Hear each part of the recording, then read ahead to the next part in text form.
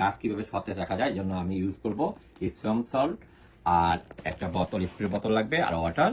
তা আপনাদেরকে দেখাচ্ছি। তা ইপসম সল্টটা আপনি প্রথমে 1 চামচের মতো এই বোতলে নিয়ে নেবেন। বেশি পরিমাণে দিবেন না, পরিমাণ মতো 1 চামচ দিবেন। তারপরে এটাকে ফুল ঠান্ডা পানিতে ভরে নেবেন।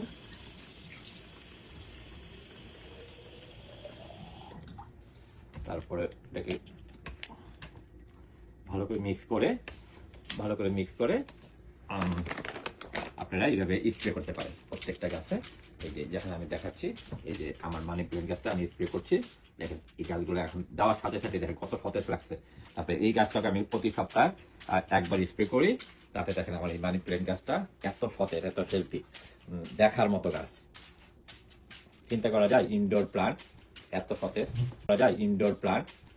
সতেজ।